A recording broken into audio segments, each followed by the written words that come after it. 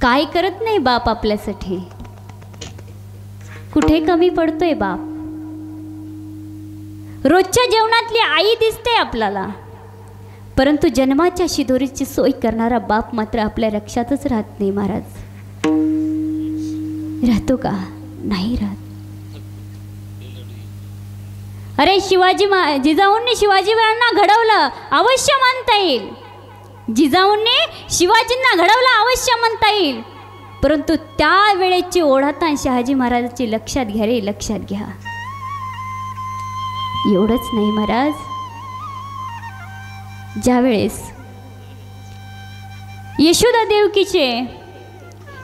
देवकी आठवणीत ठेवा, परंतु त्याच वेळेस भरपुरामधून डोक्यावर घेऊन जाणारा वसुदेव मात्र नक्की आठवा. राम कौशल्यचा पुत्र आहे हे अवश्य म्हणता येईल, परंतु त्याच वियोगात तरफडत मरणारा दशरथ राजा होता. दशरथ राजाच होता. हा माझा बाप आहे, काय करू शकत नाही बाप.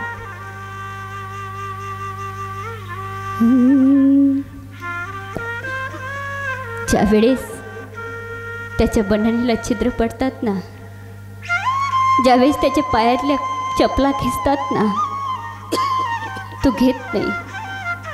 आपल्या मुलीला साडी घेईल, मुलाला ड्रेस घेईल, पत्नीला साडी घेईल, परंतु मात्र आपल्या फाटलेली चप्पल तसे घालतो. अरे साबण दाढीचा नसेल तर काही हरकत नाही, साध्या साबणानं दाढी करतो, परंतु स्वतः मात्र त्यांना माहिती आहे की आपल्या मुलीचं लग्न आहे, मुलाचं शिक्षण आहे. एवढा माझा बाप कष्ट करतो की बस पुसता सोय नाही. अरे ज्यावेळेस घरात अन्न नव्हतं ना, अन्न, त्यावेळेस माझ्या बापांनी गावामध्ये जाऊन पायलीभर पिठासाठी याच्या त्याच्या दारोदार फिरला. तो माझा बाप आहे. माझ्या पायात काटा मोरडा होता ना, निघत नव्हता, तर हाताने माझ्या पायातला काटा माझ्या बापाने काढला. काय करू शकत नाही बाप. आठवा बापाला. बाप कष्टाचा कबाडी. काय आहे माझा बाप? बाप कष्टाचा कबाडी. ऊस मळात तोडतो या, भाकर पोरान ठेवून कांड ऊसाच चाकतो या. कमीच खवाटी फाटलेलं, सुई दोऱ्याने शिवलेलं, माझ्या बापाच्या धोतराला सदा ठिगाळ जोडलेलं. आली जत्रा गावाची, बापांनी फाडला जायाचा. उदार पादार कपडे पोरांना नायचा. चूल पेटत नवती, दिसा ही घराला. पहिली भर दाण्यासाठी बाप गावात फिरला. बाप गावात फिरला. माझा बाप येतो, त्याच्या झिकसलेल्या चपलांना पहा काय झालंय ते. म्हणून आईबापांची सेवा करा, आईवडिलांची सेवा करा. अरे तीर्थक्षेत्राला जाऊ नका, नाही गेले तर चालते. तुमचे देव तुमच्या घरी आहेत की नाही. विठ्ठल विठ्ठल विठ्ठल विठ्ठल विठ्ठल विठ्ठल विठ्ठल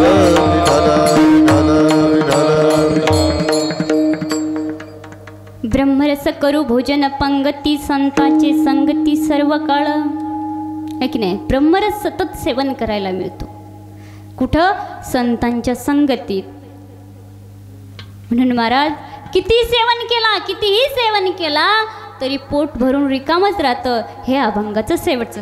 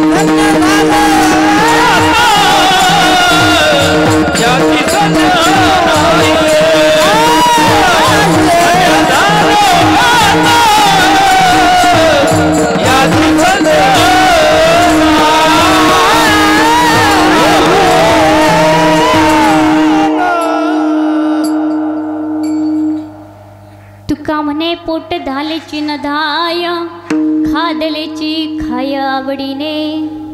तुकाराम महाराज म्हणतात कितीही खाल्लं तरी खावंसं वाटतं, खावंसं वाटतं. जसं शेतकरी आहात तुम्ही आणि शेतकरी असून शेतात जावा, दिवसभरानं अंगार हाणावा, दुपारची वेळ व्हावी आणि दुपारच्या वेळेमध्ये तुमची पत्नी तुमच्यासाठी स्वयंपाक घेऊन यावी.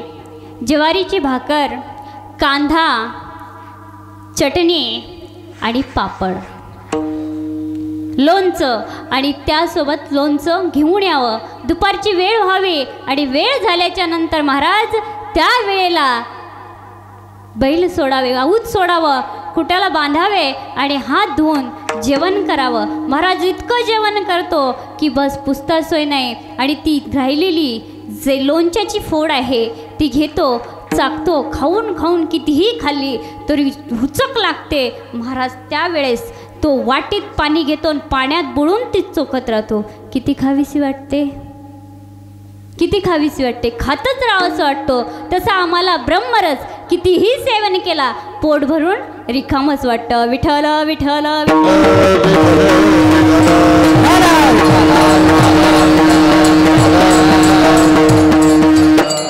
तुमचा 10-15 मिनिटं आगाऊ घेतले, माफी मागते. धन्य मी मानेना आपुले संचित राहिलेसे प्रीत तुझे नामी. धन्य झालो याची संदेह नाही, न पडे या बाई काळा हाती.